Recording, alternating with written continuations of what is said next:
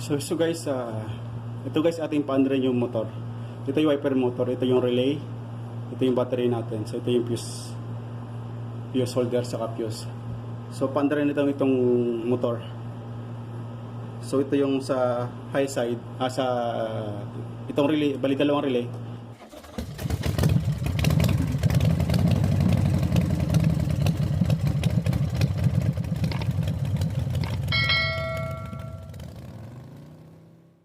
Ito relay, isang relay ay sa control ng low speed saka high speed.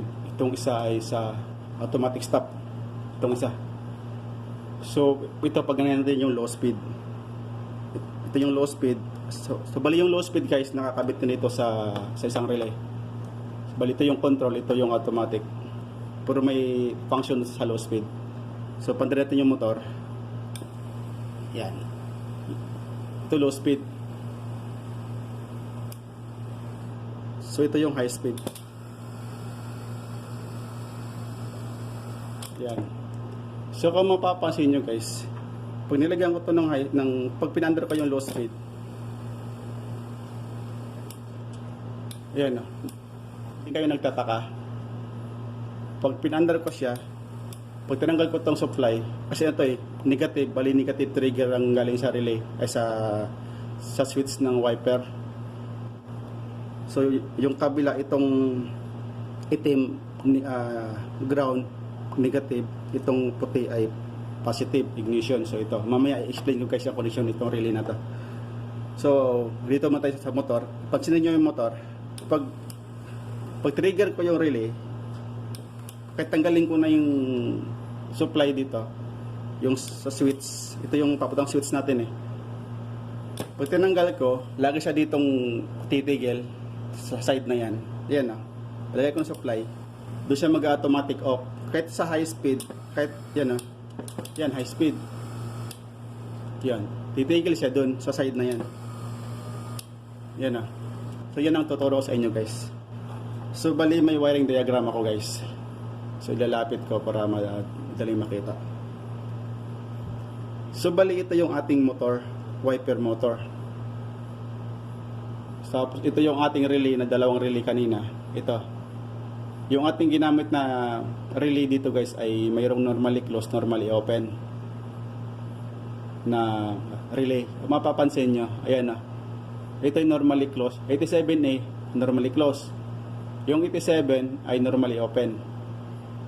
Ganito yung position ng relay na yan Pag naka-off position siya, yan siya, pag naka-off position yung ating relay, yan, naka-normally close agad siya.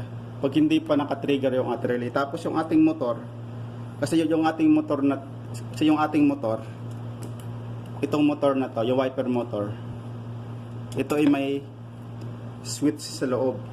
So pag naka-off position ang motor, yan ang position ng mga switch dito. So yung 30 nasa 87A, nakakontak agad. So bali yan ang normally close agad siya. Once na mag-trigger itong relay, once na malagyan kasi ito naka-positive na yung kabila. So ang ating relay pala guys ay yung ating relay ay mayroong 86, 85, 87, 87A, saka 30. So itong 30 natin, ito ay common ito. Tapos yung 87A, ito yung 87A, ito yung normally close, 87 yung normally open. So itong 85-86, ito yung sa coil. Walang problema guys, kahit magbaliktad ng kabit nyo rito. For example, yung 85 ang ginawa nyong ground, yung negative, tapos yung 86 ginawa nyong positive. Walang problema yan, walang polarity yan. So pag nag-trigger itong relay guys, itong contact na to lilipat dito sa 87. Sa ganitong position, wala siyang naka-off muna siya. Off position ito, naka-off. Pati yung sa switch ng motor. Ipapaliwanag guys bakit nag-on and off yung kanina sa kung saan siya nagsimula, doon siya namamatay. Bali yung ating loob ng motor guys, ito kasi yung ating motor, may shafting na to, may gear yan gear. Ito to. Pag umikot itong motor, nadadala niya ito, umikot din ito kasi may gear yan. So bali yung contact na yon, ito yung negative, ito yung sa spark switch. Ito yung sa ignition. Mamaya ipapaliwanag ko yan. Tapos ito, pag naka-off position siya, pag naka-off, ito yung magkalapat. So pansinin nyo, konti lang yung metal niya. Kasi ito, metal to eh. Metal. So pansinin nyo yung tinatapatan ng ground. Konti lang. Tapos yung tinatapatan ng spark switch na to, ito ay buo. Yan o, solid. Buo, walang putol. Tapos itong isa ignition, yan o, may gatla, may bawas. So sa opposition guys, ito ay magkalapat yung itong dalawa. Tapos once na umikot yung motor, ito'y bibitaw na rito. Tapos magkakalapat na ngayon, magkakontak na ngayon itong ignition saka itong spark na wire na switch na to. Ibig sabihin, pagliban dito, ito na lalapat yung dito ito. So magkadikit na ito. So haba yung kanyang, ito yung nagdadala sa kung saan sa nag-start, doon din siya mamamatay itong motor. Kasi gawa nito, ito magkukontak ito eh. Ito magdadala nito sa kontak. So habang umiikot, ito nagbibigay ng supply dito sa spark switch na to, sa spark wire na to. So once na tumapat dito, siyempre mawawala na siya ng ignition, so titigil na yung motor. So kaya namamatay dun sa position na yun kung saan siya nanggaling. So yun ang purpose nito.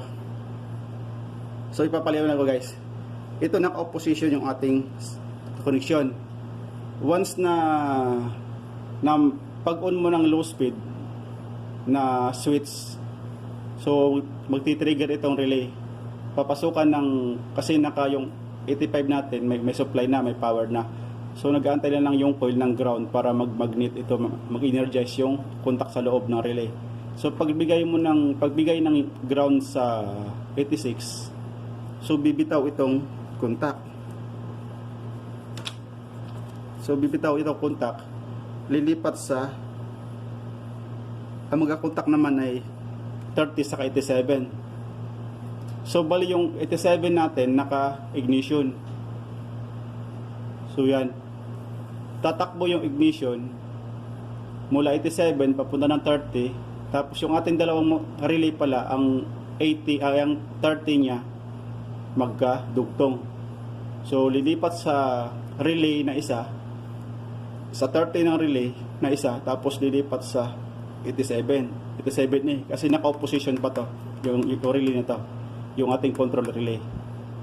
So naka-opposition siya, lilipat ang tatawid yung supply sa 87 ni, tapos magkakaroon to ng supply itong motor. So bali ang ating motor pala guys ay may 5 wire.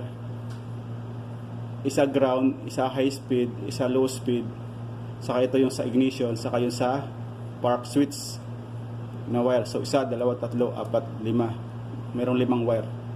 So itong, kaya bumabagal sa low speed guys, gawa na may inductor. Ito, merong inductor. So mamaya ipapakita ko yung tsura ng inductor. So yan yung tsura ng inductor guys. Yan ang inductor. So bali, pagdating dito, i-reduce ng inductor yung power. So hihina yung motor. So pag ikot ng motor, itong contact na to bibitaw, lilipat dito. Yan ang position niya habang umikot yung motor. Yan, pag naka-steady yung ganyan, tuloy ang ikot ng motor, ang contact nito palipat-lipat naman ito. Palipat-lipat naman itong pasok ng supply. Pwede sa mag-negative, pwede sa mag-positive. Pero mas mahaba yung bigayan sa ng positive. So wala namang problema kahit anong pumasok nito kasi bakante siya. So hindi magkakaproblema, walang short circuit na mangyayari. So once na off mo yung ito ground yan. Once na i-off mo tong switch ng low speed, once na i-off mo yan, so ito naman guys, bibitaw ulit. So pagbitaw niyan, lilipat siya rito sa, pag naka-off siya, lilipat siya rito. Ang magkalapat ay yung 30 sa 87 eh. So paglipat dito, kahit nawala na siya ng supply dito, ang magbibigay ng supply itong ignition saka itong switch sa relay ay sa motor. Yan ang magbibigay ngayon ng supply sa motor. Yan o. Yan. Kaya tuloy pa rin ang ikot ng motor hanggang sa makatapat dito yung switch na to, yung gear. Pag tapat dito, bibitaw to, ito man lalapat. Yan. Yan naman ang lalapat. Kaya mamamatay yung motor. So naka-opposition na tayo niyan. Opposition. So pag once na ibinuhay mo yung high speed, pag high speed, so ito ang mapapansin nyo, bakit ito lang ang meron. Saka ito yung may diode guys, kasi one way direction lang. Hindi pwedeng pag ganun yung supply, pero pwedeng gumano yung supply. Kaya may diode guys, kasi pag walang diode ito, ang gagana lang itong motor, ay itong relay. So pag gana ng relay, itong contact na to, lilipat dito, bibitaw dito, lilipat dito, hindi aandar yung ating motor. Kasi wala siyang power. Wala supply. Kailangan niya ng positive. Yan na. Yan. Pag trigger mo ng relay, ito, lilipat yung contact dito. So mawalan siya ng supply ito. Hindi siya iikot kasi wala. Wala. Ito negative. So yan. Hindi siya iikot. So kailangan niya ng supply or positive or ignition. So kailangan sasabay ito dito. Pag buhay mo ng high speed, dapat itong dalawa sabay. So kailangan ng diode para itong diode guys ang magbibigay ng supply dito sa relay na to para sumabay silang dalawa. So pag kasi itong ating diode ay one way direction. Yan o. Ito yung may puti, ito yung negative. Ito yung side na to, itong positive. So bali ito yung diode pa lang ginamit ko rito guys ay ang number niya ay 1N5402 ang diode, 1N5402. So bali 3 amperes ito, itong diode. So ang takbo ng diode ay pa ganun lang. Pag ganito, pag ito kasi pag nilagyan mo pag nagkaroon to ng positive, mag-open ito. Pag itong side naka-negative siya, pag may positive, o-open siya. Pero pag niligtad mo, pag ito lagyan mo ng negative, itong positive, hindi siya mag-open.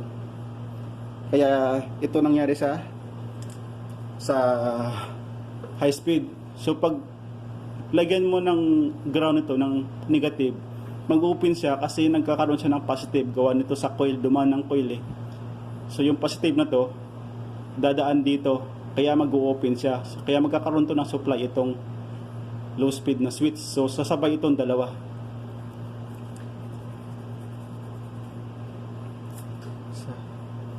Yan, sasabay yan dalawa pag naka-on yung ating high speed na switch.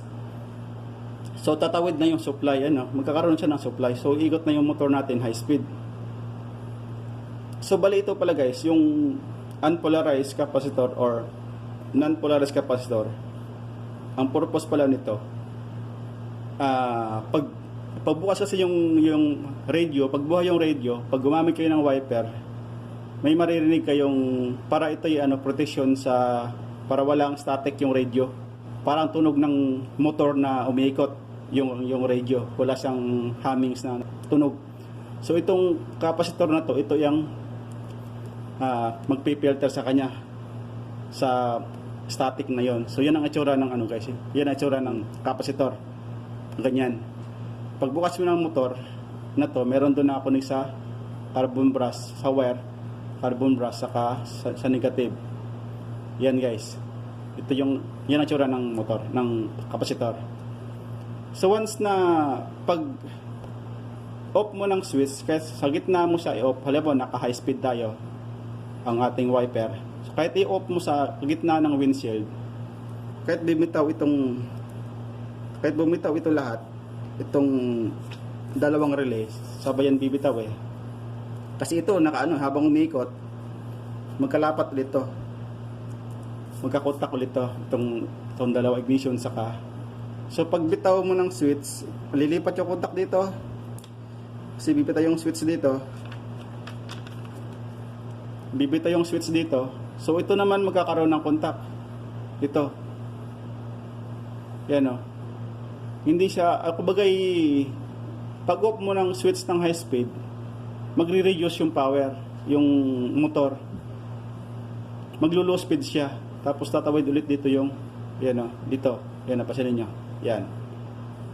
Hindi siya totaling, pag high speed mo, agad-agad tigil kasi mayroong impact eh. Pag biglang tigil yung naka-high speed siya, may bilang impact. Kaya protection din para hindi siya agad-agad magka-impact o masira yung gear sa loob ng motor. So yan guys, yan ang connection niya kung bakit sa gitna, kahit saan mo siya patayin, doon at doon pa rin babalik sa kung saan siya nag-start ang ating wiper. So yan ang connection niya guys. Nakuha nyo ba?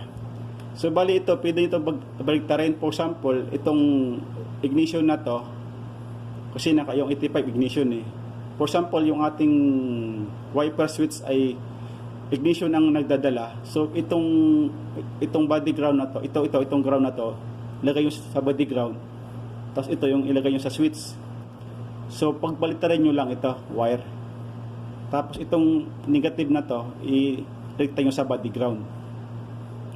Tapos ang gamitin yung diode, ganito rin diode, kaso palitin nyo rin connection. Ibig sabihin yung sa side na to positive ang mangyari, tapos ang papunta sa isang relay ay doon yung negative side ng diode. Pa ba? So meron kayo tatanong guys, mag-comment na lang kayo sa video ko. Meron akong video na isang ginawa. Ang tinuro ko naman doon ay ang tinuro ko naman doon yung merong intermittent relay. Isa lang ang relay nun sa isang video ko.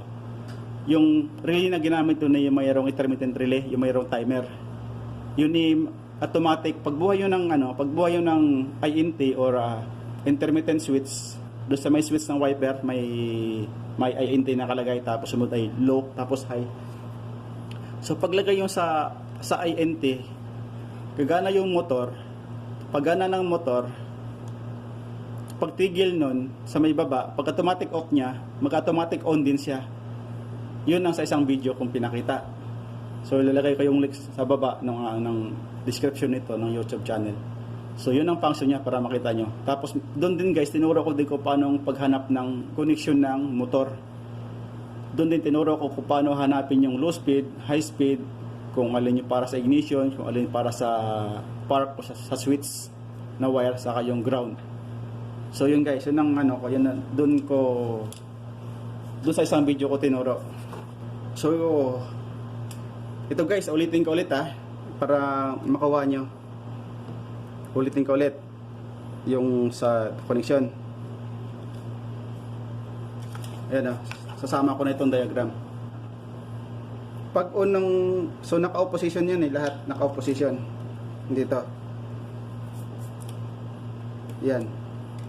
So pag start ng relay sa low speed, yan naka low speed. So naka low speed itong gagana.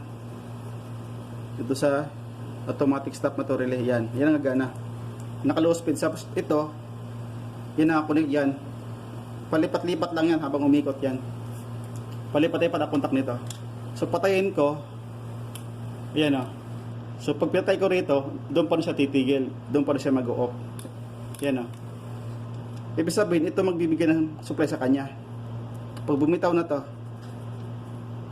ito nang magbibigay ng supply sa kanya. Yan. So pag nilagay ko sa high speed, yan, high speed. So sabay itong dalawang mag-engage. Itong relay. Saka ito. Yan. Ito naman ganun din, palipat-lipat lang din ng takbo nito ang presyon.